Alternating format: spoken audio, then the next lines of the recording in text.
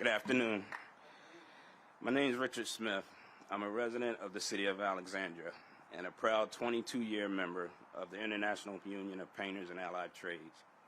I worked as an industrial painter all my life on almost every type of infrastructure project imaginable. Transportation, bridges, water, submarines, you name it, I've worked on it. It's been hard work, but I'm grateful that a career in the trades has allowed me to build critical infrastructure across the country. And I'm grateful that a career in the union trades has allowed me to do so while providing for my family with health care, a pension, strong wages, safety, and security on the job.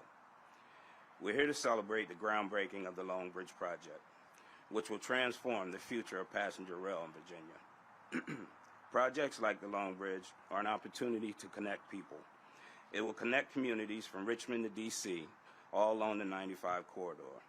It will connect my sisters and brothers in the trades to good-paying, family-sustaining jobs. It will connect our local high schools and vocational programs with on-the-job opportunities because not everyone needs to go to college to have a career. And as a father of a son who is also a painter, that one means a lot to me. And this project will connect me closer to my community. Because although I've traveled across the country painting bridges, I much prefer to stay closer to home. I'm honored to introduce someone today who has been instrumental in getting projects like the Long Bridge and many others like it off the ground. Secretary Buttigieg has worked hard to ensure the investments from the bipartisan infrastructure law are producing meaningful infrastructure projects across the country and creating union jobs at the same time.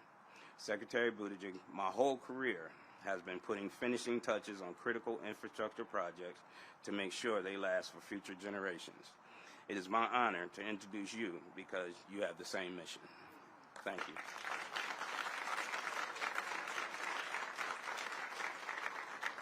Good afternoon, and thank you, Richard, for that excellent introduction. Thank you for what you do and all of your fellow Union of Painters and Allied Trades members and all of those who are working on our infrastructure.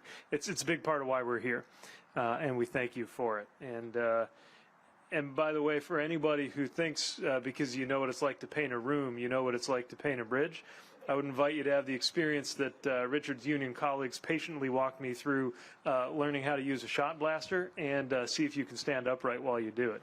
It is an incredibly demanding and highly skilled job, as you know well, and we're glad that there are professionals doing that. Can't we just send the planes to runway 4? Is there somebody, you know?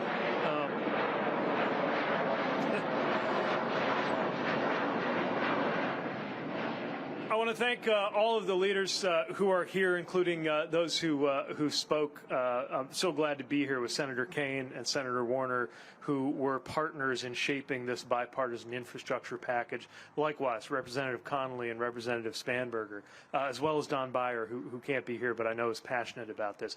I want to make very clear this project is happening because of your congressional delegation in more ways than one. First of all, their advocacy for this project specifically, because as was mentioned, even though that pot of funding was there, it was far from certain that this much of it would come here unless that case was made. But also the simple fact that we have this infrastructure bill. Now we're so used to it, it's like it couldn't have been any other way. This is not something, as a matter of fact, the political obituary of this infrastructure bill was written half a dozen times by commentators across the river before we finally got it done. So it is a testament to their support, perseverance, bipartisan hard work, and leadership that we're able to do this. And everybody here who's excited about this project ought to be thanking, among many others, your congressional delegation. Let me also acknowledge a couple other members who can't be here who were part of that. Representative Wexton, who has been such a key part through her committee work and her leadership of making sure that we're able to do this. And Delegate Eleanor Holmes Norton, who's on the T&I committee, very passionate about this work as well. And when they told me that our proceedings would begin with a DJ, I have to admit I had the wrong idea. But thank you for your work on this and for keeping your eye on that 2030 vision.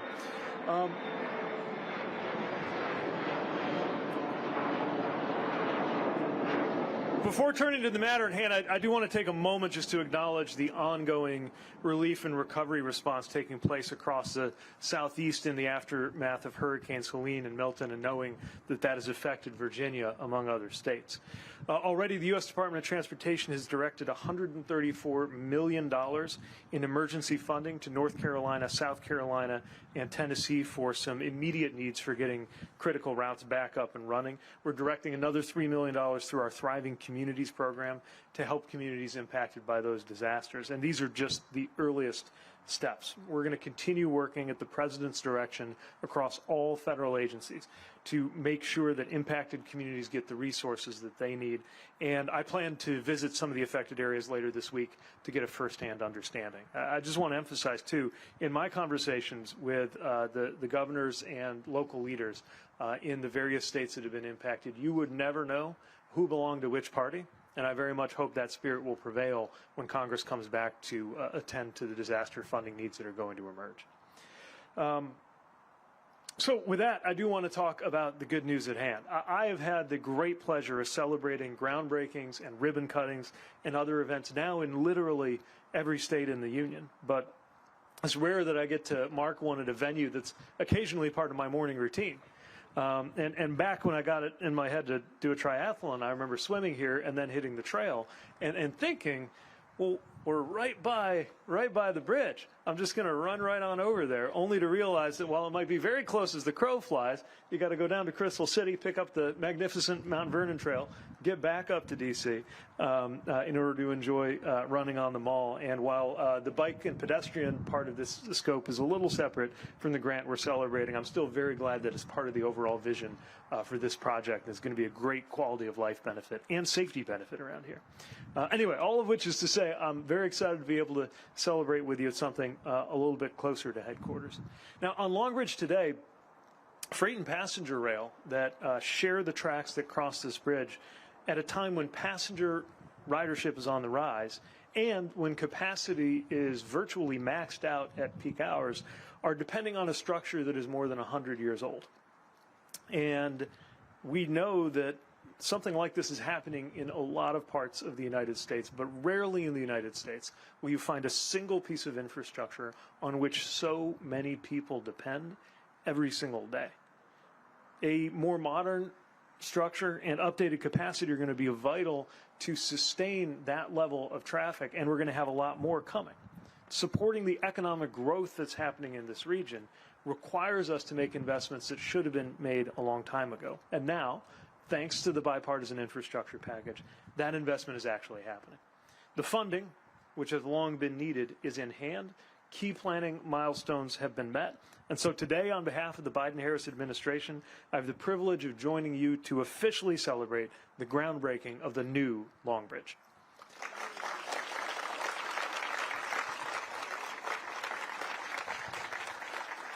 It's an exciting day for passenger rail in Virginia, with much needed repairs to the existing bridge and a new two-track passenger rail bridge between Virginia and D.C., and not a moment too soon. With the partnership of the members of Congress here today, the VPRA, and the work of so many of my colleagues in the Federal Rail Administration, led by Amit Bose, our administrator, thanks for your work on this, we are making good on President Biden and Vice President Harris's promises.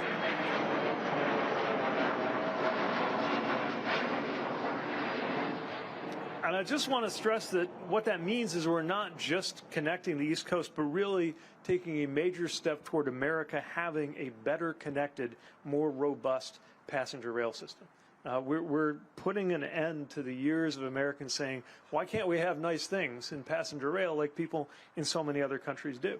It's happening across the country. Earlier this year, I was in Las Vegas, where we broke ground on a project that will be the first true high-speed rail operating on American soil, connecting to Southern California. I was in Raleigh to break ground on a passenger line that's going to connect to Wake Forest and eventually on up to Richmond, which means one day trains starting there could find their way all the way through these new and improved bridges into D.C. after picking up the senator on his way to come vote. And next week, we're going to be breaking ground on a project that's going to restore service to the Gulf Coast line between Alabama, Mississippi, and Louisiana, since it was suspended 20 years ago as a result of Hurricane Katrina. huge things are happening for passenger rail in the United States of America, and it's a huge turnaround from where we were just a little while ago. As Representative Spanberger mentioned, just 4 years ago, just before we got here, Infrastructure Week had become a punchline in this town. There's a lot of talk, but no action, and certainly no $729 million in grants to get something like this done. And yet the needs grew and grew from both the deterioration of the older assets and the rise in new demand from the economic growth that you're seeing along that Raleigh to Richmond to D.C. corridor. Now, at last, we are meeting the moment, and we're reinforcing a growing national network of passenger rail. In addition to repairs to the existing Long Bridge and construction of a new bridge, this is also funding that will go to critical improvements along the rail corridor between D.C. and Richmond. But today isn't just about trains. As Richard reminded us, today is also about jobs. The overall Transforming Rail in Virginia program alone will create more than 36,000 jobs, to say nothing of the business and investments that are going to grow as a result of these enhancements going into service. And that is going to add to some staggering totals created just in the last few years. Since the Biden-Harris administration took office, more than 16 million new jobs have been created, including 1.7 million manufacturing and construction jobs, with construction employment at the highest level recorded since data was first collected in 1939.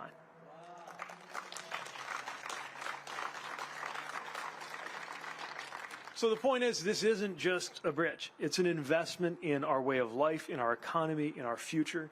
We are building safe, accessible, resilient transportation that is going to stand the test of time with your help. And as we do that, we are making good on the idea that Americans ought to have just as good or better passenger rail than people who live anywhere else in the world. My hope and expectation, I see our very youngest attendee back there. How old are we there? 3 weeks. Congratulations. So by the time that infant is old enough to ask us what we were doing in the early 2020s to set up this country for success, they won't know a country, and my kids who are 3 right now won't know a country that didn't have high-speed rail and excellent passenger rail. And I think that's a legacy we can all be very proud of. So thank you for everything you've done to get us here. And save me a seat at that ribbon cutting in 2030, please. Congratulations again to everybody who's part of this.